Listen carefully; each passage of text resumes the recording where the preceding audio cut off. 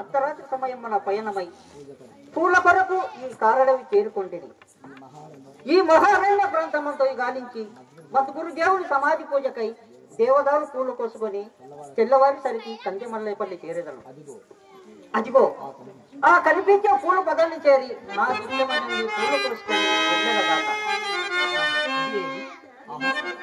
ఆహా, ఇది ఏమి విచిత్రము!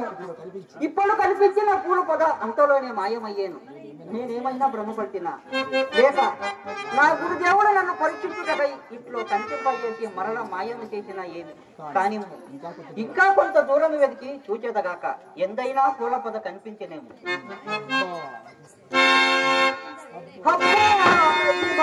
అంత దుర్భరముగా ఉన్నది.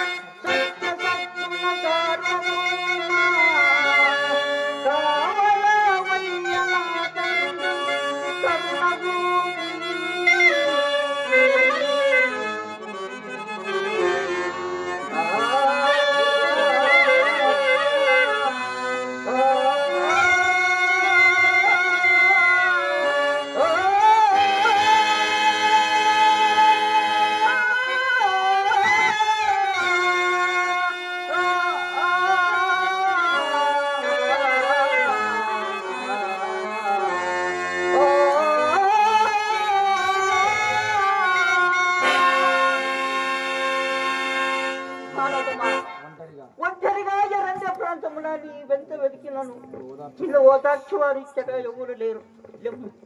సమయమును తాయగుతున్నాయి. ఆహా, ఏమి గాఢంధకారమైన చీకటి! అయ్యో, దారి కూడా తప్పినట్లయితేనే చేము చేయుదును, ఇంకెందు మోదును.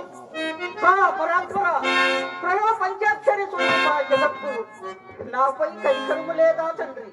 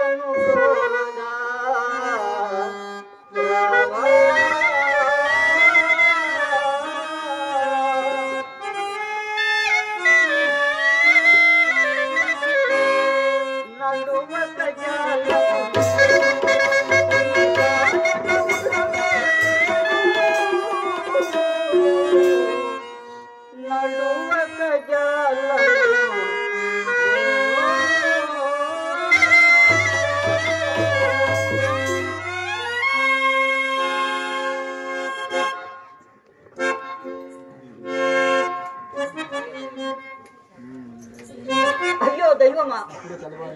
ఇప్పుడే తెల్లవారినట్లు కనిపించి అంతలోనే గాఢంధకారం అయ్యాను. లోక బాంధవ, నీకేం అపకారణం వచ్చినయ్యా? నన్ను పూల కంపి అదిగో సూర్య భగవానుడు మరలా ఉదయించాను. ఆహా, ఏమి నీ విచిత్రమైన లీల! ఓ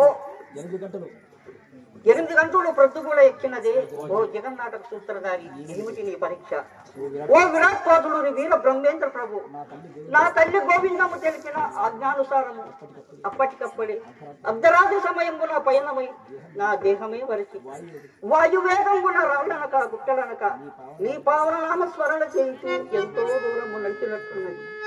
కానీ ఇక 8 మైళ్ళు మాత్రమే నడవగలుగుతుంది. కానీ ఇంతవరకు పూర్ణజనలేదు. కానీ ఇంకా కొలది కాలంలో బనగానపల్లి చేరేటప్పుడు పూలు కోసుకొని మరలా తందిమల్లై పల్లె మధ్యాహ్నం దాటక మునపే తిరిగి వచ్చేటప్పుడు ఇదంతా కానిపోని పని. నా జన్మంక నిరర్థకం, నిష్క ప్రయోజనము. ఓరి నిర్భాగ్య సిద్ధుడా, నీవు పరమ చండాలుడవు. పావనమకు గోమాతను పర్శించు వంశమున జన్మించిన అదృష్టహీనుడవు. నీకా జీవనముక్తి, నీకా పరిశుభ్రము.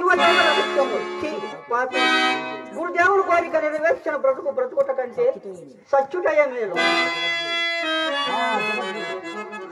సద్గురు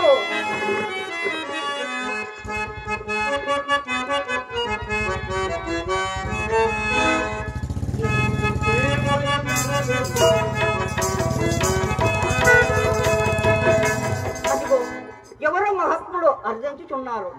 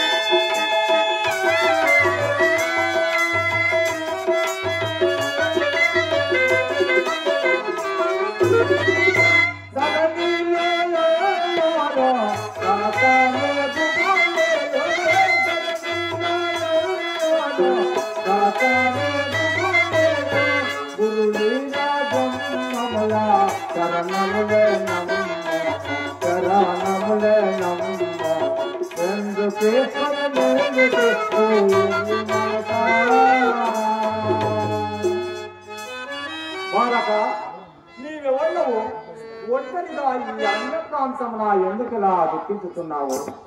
స్వామి, నేను కందిమల్లయ్యపల్లి అందుండు శ్రీ గురువీర బ్రహ్మము గారి ప్రియ శిష్యుడైన సిద్ధయ్యను. నా గురుమూర్తి నేటి మధ్యాహ్నం సమాధనిష్ట గరిష్టలయ్యదరు కనుక నా దేవదేవుని పూజకై దేవదారు పూల కొరకు ఈ ఘోర అరణ్యం వద్ద వెతుకుతూ బనగానపల్లికి వెళ్ళుచుండగా అక్కడక్కడ పూల పొదలు కనిపించి మాయమవుతుండ అనేక కష్టములకు గురి అయి ఎంత నడిచినను దారి సాగక పూలు దొరకక సమాధి సమయము సమేపించున్నందున ఏమీ దిక్కుతోచక దుఃఖించున్నాను స్వామి. ఈ కొద్ది సమయంలో బనగానపల్లి చేసి పూలు కోసుకొని రాగలవా? రాలేవు. కానా నేను ఒక ఉపాయము తెలుపుదను ఎందువా? అగత్యముగా వింటాను, శీఘ్రముగా తెలపండి స్వామి. మరి నీ గురుదేవుడు నిజముగా అవతార పురుషుడయ్యనేని మరి నీవు నిర్మల చిత్తము గల శిష్యునవై సదా గురునామస్మరణ చేయుదువేని ఈ అరణ్య ప్రాంతమందు ముళ్ళలేని చెట్ల ఆకులు 3 పిడికెళ్ళు కోసుకుని నీ జోలియందు వచ్చిన పూలగా మారవా? తప్పగా మారను స్వామి. నా గురుదేవుడు నిజముగా అవతార పురుషుడు, చెప్పినట్లే అక్షరాలు పాటిస్తాను. ఆహా ఆహా సాధు పుంగుడు ఎటుపోయిన కదా, ఉన్నట్టుండి క్షణములోనే అదృశ్యం అయిపోయని. మహాత్మా జయజనాయన ఎంత మోసపోతిని, ఋషిస్వరూపమున కనిపించి ఉపాయం ఉపదేశించినది నీవని ఎరుంగనైతిని. గురుదేవ, నీవు చెప్పినట్లే ఈ ముందు లేని చెట్టాకులు 3 పిడికెళ్ళు కోసుకొని పోయేదను. దేవా, తప్పిచే నాలుక పెరుగుచున్నది. అదిగో ఆ కనిపించి ఉపాయంలో దిగి నా దాహమును తీర్చుకొందును.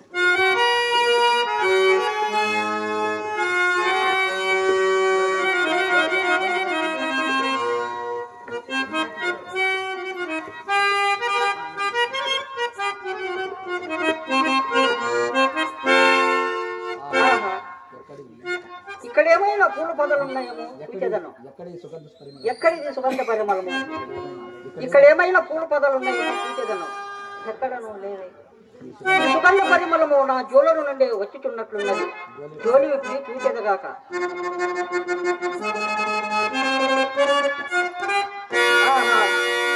నా గురుదేవుని నామస్మరణ ఎంత మహత్తరమైనది. ముందు లేని ఒక చెట్టాకులు పలు విధములైన పుష్పములుగా మారి ఈ పరిసర ప్రాంతమంతయు అత్యంత సుగంధ పరిమళ వ్యాపించి ఆనందపరిచెను.